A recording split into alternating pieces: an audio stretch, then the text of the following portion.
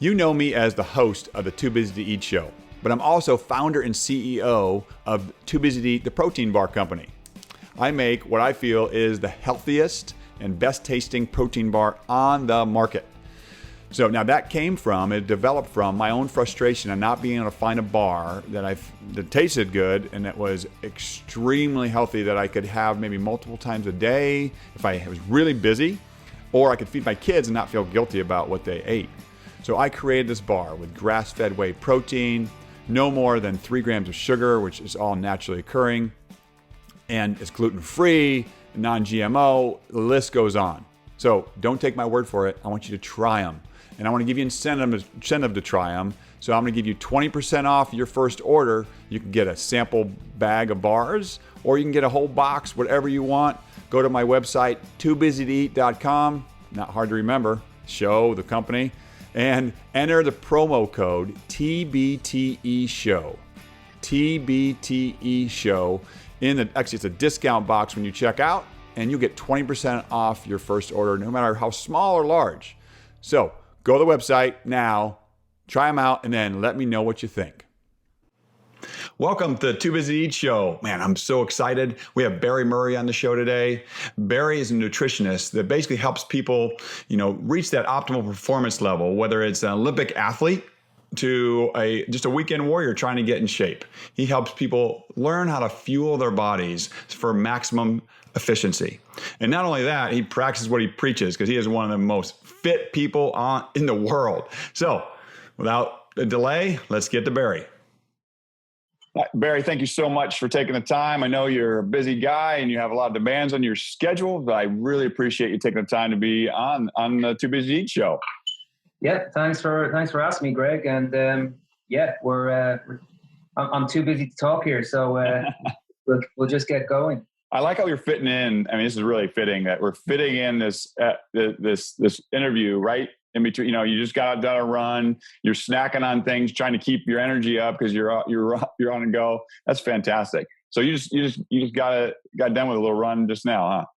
Yeah. It's evening time here in Ireland, so just back from a little run. I live near the mountains here, so any chance I get, I'm kind of out running, and I kind of fit everything in around my run, if you know what I mean. Yeah, no, that's good priorities, man. I love it. Yeah, exactly. So I gave everybody a brief overview of what you do and who you are, but could you tell us a little bit about the journey that got you to where you are today?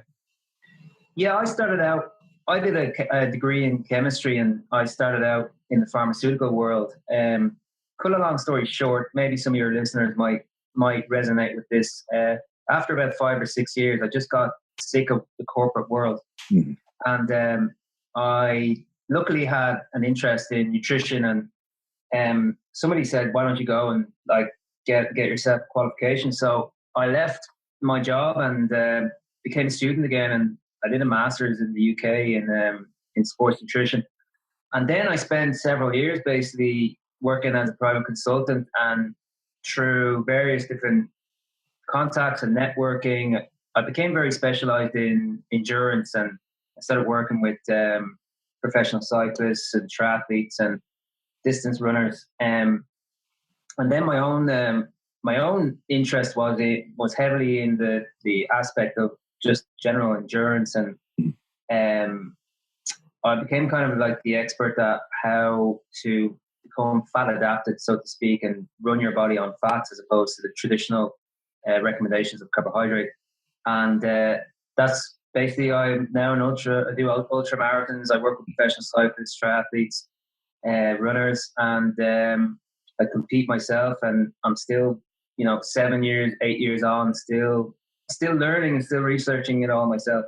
That is fascinating. So because the whole trend, not trend, but the recommendations for endurance athletes is to continue the carb load using the high sugars as you're exercising. So you actually encourage your athletes to be fat adapted. So what does that look like for I wouldn't say average athlete, but some athletes you work with?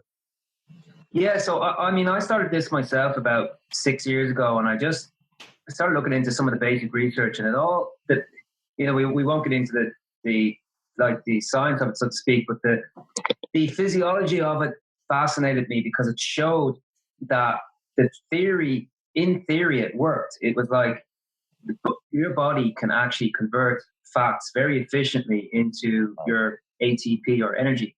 So we have just been almost conned into thinking that we can't do this and that the only fuel that you can burn is glucose or sugar. Right.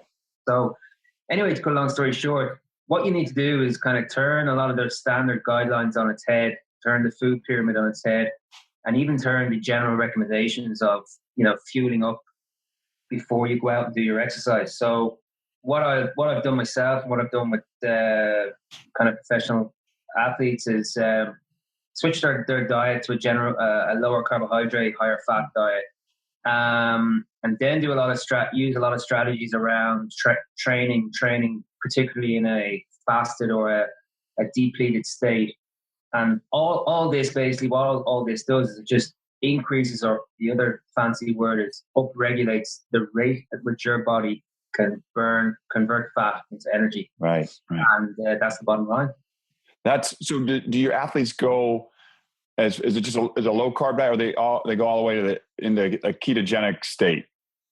Like I said, I was doing this before. There's a bit of a craze at the moment with ketogenesis, right? Okay. Yes. And it's ironic because like the benefits that you want to get in terms of endurance come from predominantly making the body burn fat.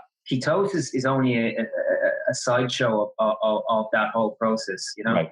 And ketosis, as you know, is really worth it in let's call it a disease type state, for epilepsy and those kind of conditions.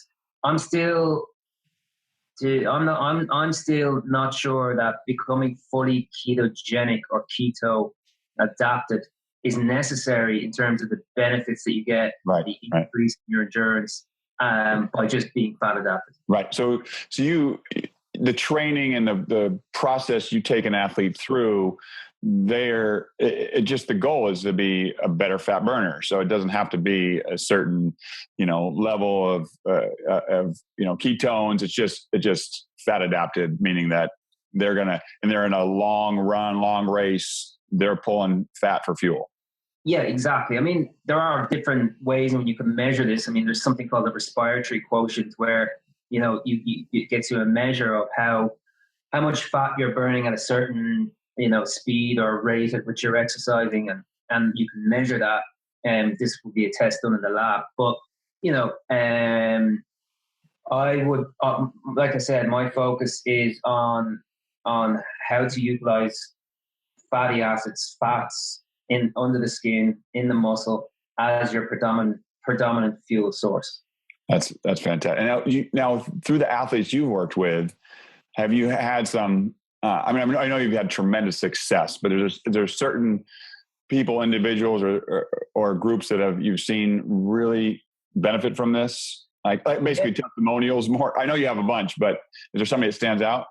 Yeah. Well, first of all, what I will say is, because this goes against a lot of the convention, and it's certainly even against the convention in the, if you go to the state, let's call it the institutes of sport and the governing bodies of athlete, up to Olympic level, world-class level, they're very much still following the conventional wisdom, and they don't like people coming in trying to turn things on its head. Okay. So even the top class athletes, they're still being guided more towards, let's call it the standard guidelines.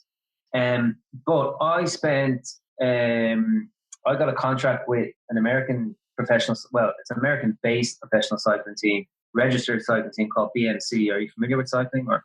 Not too much. I mean, I've followed basically, but I don't know a lot about it. Well, very quickly, I mean, they're one of the biggest professional cycling teams in the world, and they race the Tour de France and all the big races. So I got employed by them, and I was their performance nutritionist. And this was 3 years ago. I came in then with my strategies, and the overall, the team were slow to take it up, but I had a lot of of the individual riders that I've worked with, and they took it up. I mean, a well-known guy is a guy called Steve Cummings, who I work with for a couple of years, and it's just recently won a lot of big races on the professional scene.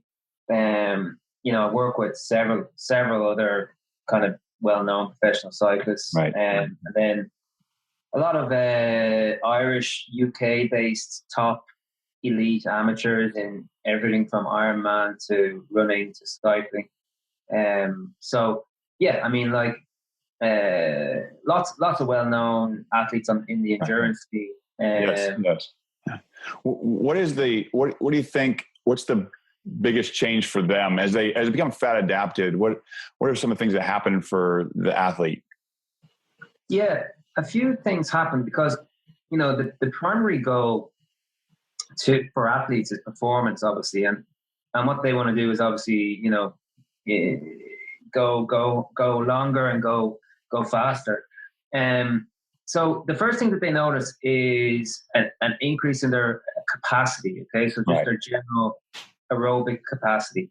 Their engine grows bigger. But then various other things happen. So your body composition obviously gets better because you're essentially, increasing the rate at which you burn fat.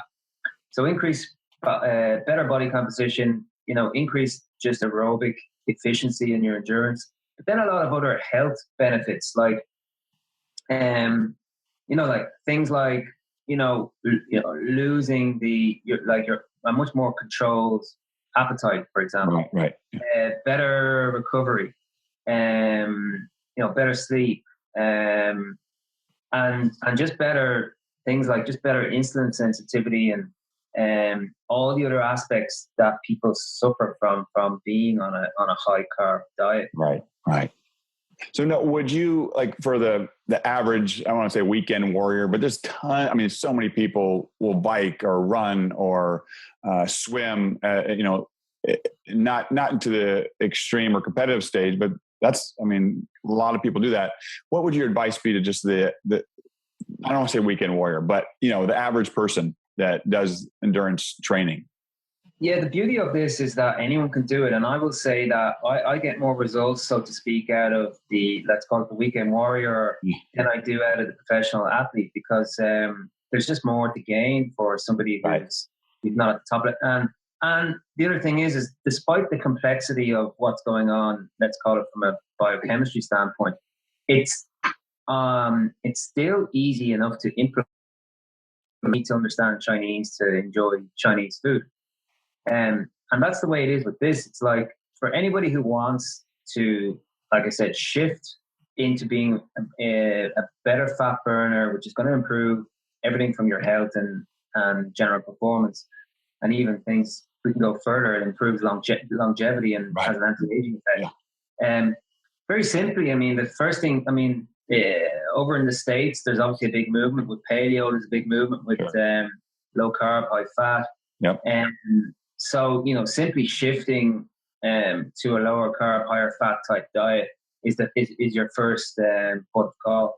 After that, it's implementing some intermittent fasting and training on what I call training in the fasted state, or training on it. So, do things like go out for their morning run or their morning cycle, whatever their swim, whatever they're doing, just get up and have a coffee and go out the door and train. Do it. Yeah, get going.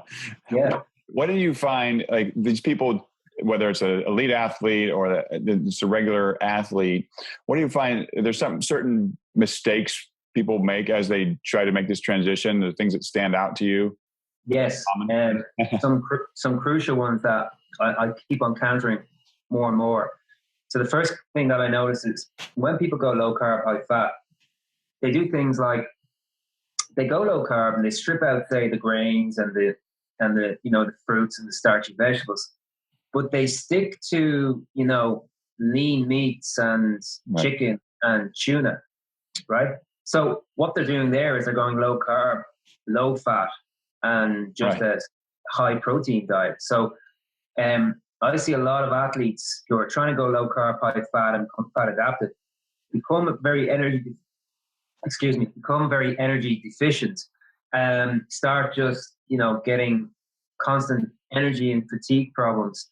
And it's simply down to the fact that you need to actually go high fat. So the higher fat foods have to really start featuring in your diet. And it's a hard thing to do when all your life you've been told to stay away from fat.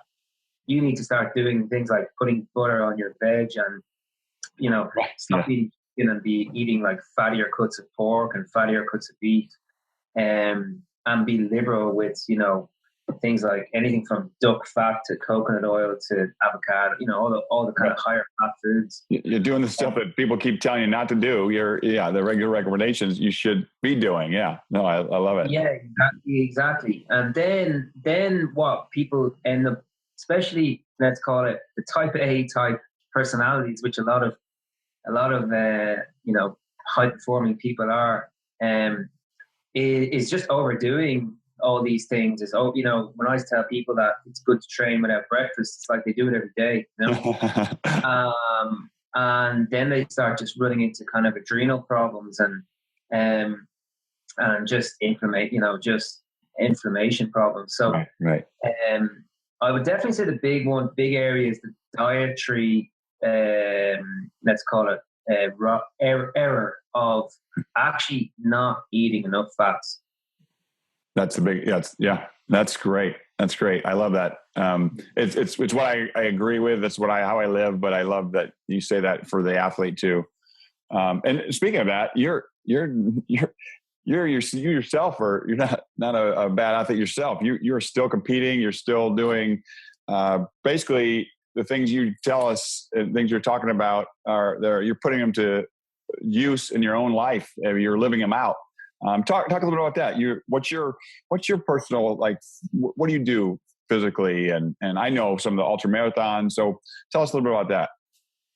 Yeah, I think the best way that I've learned about nutrition over the last few years is actually putting it into practice on the field. And another term I like using is putting your skin in the game. Yeah. So, yeah, I mean, I've been racing ultramarathons now for the last kind of 6 or 7 years, anything between 50 and 200 kilometer races. Last year I did a 200 kilometer race in the west of Ireland here, and it's all off-road in the mountains. And I did it in 26 hours and I won the race. Oh my gosh. What I was doing was applying everything nutritionally that I follow, everything from a training perspective of, doing a lot of fasted state, intermittent fasting. And then also just trying to connect all the other dots that people sometimes put to the side or just don't think about in terms of just, lifestyle factors and sleep and your circadian rhythm and stress, obviously. And then I wasn't just typically doing your high volume training either. I would be doing a lot of functional movement, strength conditioning type stuff, and doing a lot of kind of mixing in high intensity exercise with I wasn't just, a lot of the ultra running involves doing 150 mile weeks, whereas I was kind of doing 50 mile weeks. Wow. Oh. So that brings me to two questions. Well, one, not a question, a comment. First of all, for people that don't know, kilometers a mile, that's 125 miles. So that is, that's far to drive in a car, and you ran it. So that's amazing. So this is, and you won this race, and you did it without the, taxing your body to a point to where, like you mentioned, stress. So is your method to keep the stress hormones and all this down is you don't go into these large training loads, but you can still compete at that high level. So how do you do that? How do you do 125 or 200 kilometer race without having a high volume of training? Yeah, that would probably take me about another 5 podcasts to explain. So very briefly. That's why people need to see you. That's why people need to contact you, because you got the answer. That's right.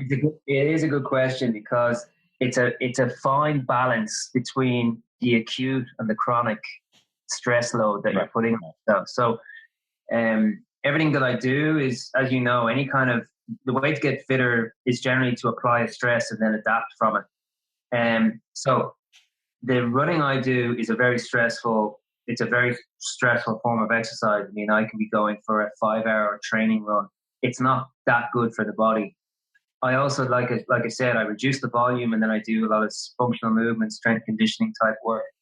But on top of that, it's about how I manage the, let's call it the stress response and the cortisol, etc. Is by, I apply a lot of the kind of laws of nature, and I find that cold really works. So I live by the sea here, the Irish Sea. It's pretty cold, right? It's 8-9 degrees Celsius, which I don't know what that is in Fahrenheit, but it's pretty cold. That's cold. Yeah. I also use a lot of just standard, a lot of I call it in inverted commas hippie stuff. So I do a lot of just earthing and grounding. So, they've shown that inflammation is reduced when you're essentially connected to the ground. I mean, I have looked into it from a science background, and the theory does add up. So any high stress exercise that you're doing, it really isn't about. It's about how you manage that and how you offset the damage that you're actually doing to yourself. And I use a lot of, just like I said, the laws of nature, like, sunlight, cold, ground, the earth, and then really watching my sleep. Right. So you're recover. Yeah. If you're training at a high volume and you're not doing the things to recover, and you're going to send your body and your health in a negative, but you've learned to counteract that over years. And that's why it takes somebody like you that knows it. For somebody who wants to achieve a high level of performance, they need that guidance from somebody like you that, and you're obviously the authority on this high level of endurance to be able to be fat adapted and not overtrain and burn yourself out. So I really encourage people that are interested in, in endurance training in any form or fashion. I mean, an amazing resource. Before we end here, I want you, if you were to, just somebody listening that's a busy person on the go, likes endurance training, loves their long bike rides. If you had one piece of advice to give them, is there somewhere to start? Like one main piece of advice for them to start on the right road? Yeah, the very, very simple, but let's call it cost-effective thing, I would say, is whatever exercise session that they have planned for, generally it might be a weekend. Let's just say it's a morning, any kind of exercise. It's just go out and do it. As long as it's not crazy long, right. Just go out and do an hour or two without breakfast, and have a coffee and bring a bottle of water with you, and eat your breakfast when you come back. That's great. So do some fasted training and get your body on the road to that fat adapted way of burning fuel. That's great. Exactly. And it costs nothing, Greg. You see, that's why people don't generally do it, because it costs nothing. They think you have to spend a lot of money or get a certain device or something and it's a key. That's fantastic.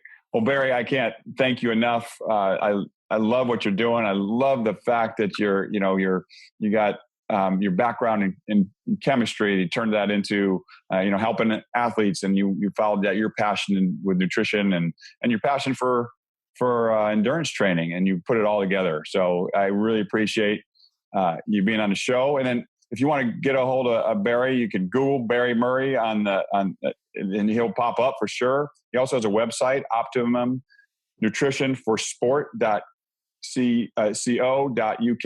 All this will be in the show notes, but I encourage you to reach out to Barry. Barry, I thank you so much for taking the time to be with us today. And, I will encourage people to head your way, but thank you so much. Cool, Greg. Thanks a lot.